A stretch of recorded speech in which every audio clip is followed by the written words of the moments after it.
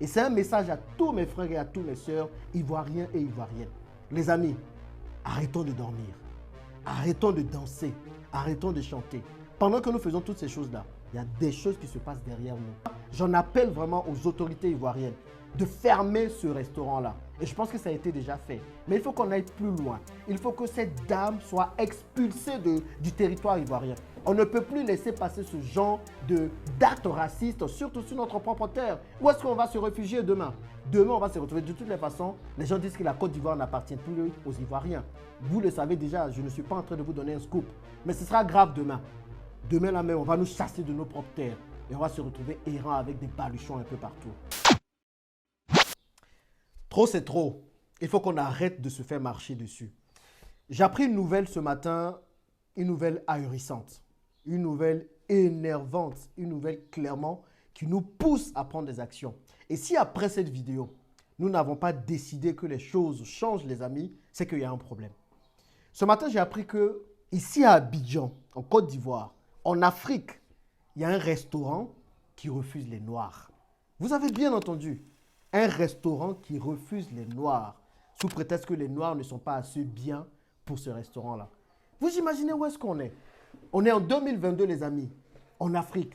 C'est qu'en Europe, les Noirs sont marginalisés. Il y a des restaurants où ils ne peuvent pas partir. En Amérique, c'est pareil. Des Noirs sont tués sous prétexte qu'ils sont Noirs. En Asie, c'est pareil. Au Moyen-Orient, on chicote les Noirs là-bas. Le seul endroit où on va venir pour se sentir un peu chez nous, l'Afrique, les gars disent non, on va les trouver là-bas, on va mettre sur pied un restaurant et puis on va leur interdire l'entrée dans ce restaurant-là. Vous imaginez comment c'est fort. Et cela arrive à Biétry. Biétry, j'avais déjà fait une vidéo pour vous dire, écoutez les amis, ce quartier-là est maîtrisé par les Libanais. Et que parfois, les loyers qui sont faits dans ce quartier sont faits de façon consciente pour éviter que les Noirs viennent habiter là-bas. Un appartement qui vous coûte par exemple 500 000 francs CFA en location mensuelle, on vous le fait à 1 million, 500 000 francs CFA. Certainement, ils sont conscients que la plupart des Africains, surtout la plupart des Ivoiriens, ne peuvent pas vivre là-bas. Comment faire en sorte de se retrouver entre eux? C'est l'apartheid en 2022 sur notre propre terre. Vous imaginez ça? Tu viens, tu n'aimes pas les Noirs et tu décides de venir créer, construire un restaurant chez les Noirs. Mais reste chez les Blancs. Reste là-bas où tu as tous les Blancs que tu veux pour pouvoir avoir ta clientèle que tu veux et les gens que tu veux. Et la plupart de ces restaurants-là utilisent toujours l'argument de l'habillement. Pour eux, les Africains ne s'habillent pas mal. Qu'est-ce qu'ils disent? Non, vous n'êtes pas très bien habillé, vous mettez un Bermuda, donc vous ne pouvez pas rentrer. Pendant ce temps, il y a un Blanc qui passe dans le même Bermuda que la plupart des Africains et on le refuse. Parfois même, les gens sont habillés de façon classe. Ils vont dans ce restaurant, on leur dit non, c'est un restaurant privatisé. Et là, il y a d'autres Blancs qui viennent, qui demandent s'ils peuvent rentrer dans le restaurant, si c'est ouvert, qui ne sont pas partis, qui ne font pas partie d'un groupe, on les laisse entrer. Vous imaginez ça? Et la bonne question à nous poser, parce que c'est clairement... Moi, j'écoute, j'ai entendu cette nouvelle et puis j'ai tombé des nues. Je me disais, non, mais ça ne peut pas être à Abidjan, ça ne peut pas être en Côte d'Ivoire. Maintenant, le truc, c'est de nous demander d'où est-ce que ça vient. Pourquoi est-ce que ça arrive ici en Côte d'Ivoire? C'est là que vous allez comprendre que être hospitalier ne veut pas dire tout laisser faire. Être hospitalier ne veut pas dire on accepte tout le monde et tout le monde a le droit de faire tout ce qu'il veut. Parce qu'on a tellement été hospitaliers. Nous, les Ivoiriens, nous sommes reconnus pour ça. On a laissé rentrer plein de personnes. Les Français viennent, ils agissent, ils font ce qu'ils veulent. Les Asiatiques viennent, ils font ce qu'ils veulent. Les Libanais viennent, ils font ce qu'ils veulent. Mais à un moment donné, à trop permettre à l'autre d'être roi sur ta propre terre, mais il va prendre les choses comme il faut. Et il va le faire. Donc, on laisse trop passer les choses. On laisse trop passer ce qui ne doit pas passer. C'est pour ça que j'en appelle vraiment aux autorités ivoiriennes de fermer ce restaurant-là. Et je pense que ça a été déjà fait. Mais il faut qu'on aille plus loin. Il faut que cette dame soit expulsée du territoire ivoirien. On ne peut plus laisser passer ce genre d'actes racistes, surtout sur notre propre terre. Où est-ce qu'on va se réfugier demain?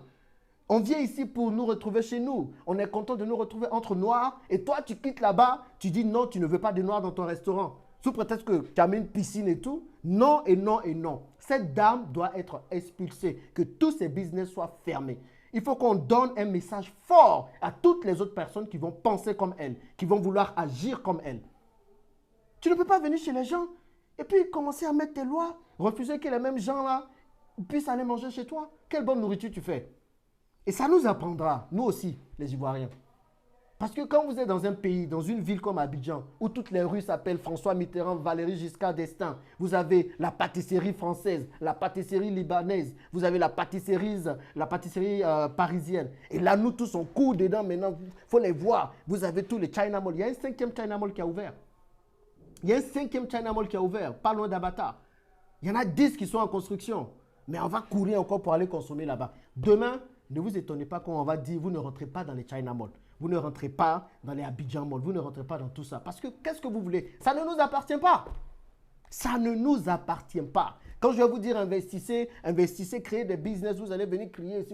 Mais c'est l'argent qui nous permet de pouvoir maîtriser tous ces trucs-là. Donc, réaction immédiate. Les gens qui ont ce genre d'actes racistes, on les expulse du pays. Il n'y a pas de rigolade. Heureusement qu'il y a une jeunesse qui a décidé de ne plus se laisser faire.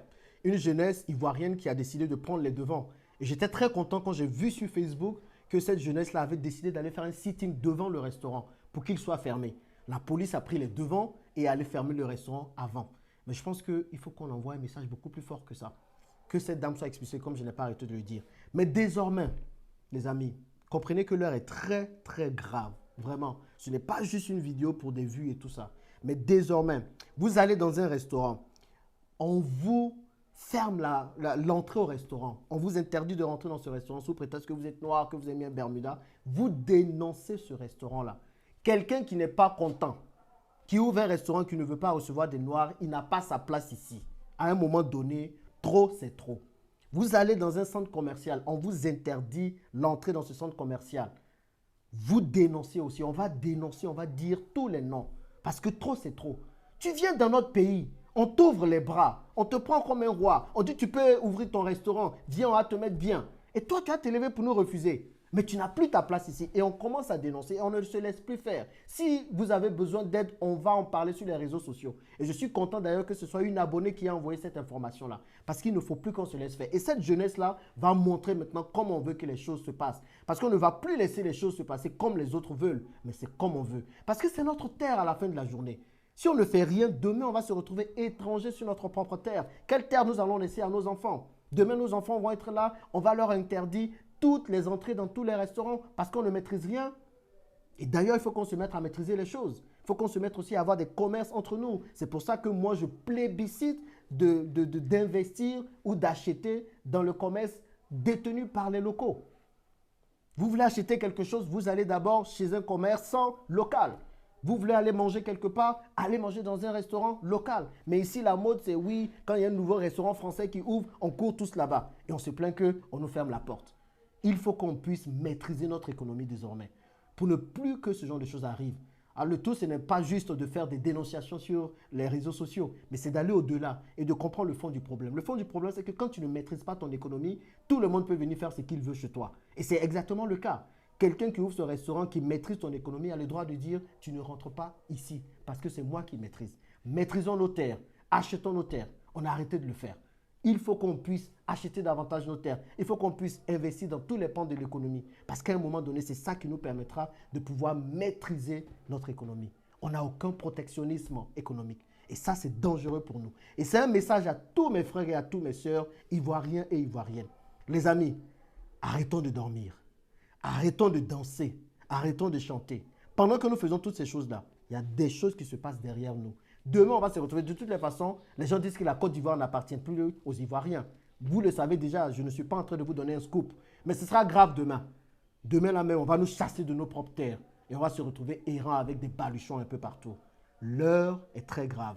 Et je veux que vous en preniez toute la mesure et la dimension de ce qui est en train de se passer. C'est très grave. Vous n'imaginez pas. C'est comme si on se retrouvait à l'apartheid encore. En apartheid en Afrique du Sud. Il y a plusieurs années de cela. Il faut qu'on puisse prendre des actions drastiques devant ce genre de choses. On ne peut plus se laisser faire. Trop, c'est trop. On expulse cette dame, on ferme ses business. Elle n'est pas contente qu'elle ne veut pas avoir des noirs. Elle va faire ça ou elle va avoir les blancs qu'elle veut. Et puis désormais, on investit davantage dans notre pays. Je compte sur vous pour partager massivement cette vidéo-là. J'en ai tellement la chair de poule que je transpire comme je ne sais quoi. Mais c'est important d'en parler. Je compte sur vous les amis. À plus dans une prochaine vidéo.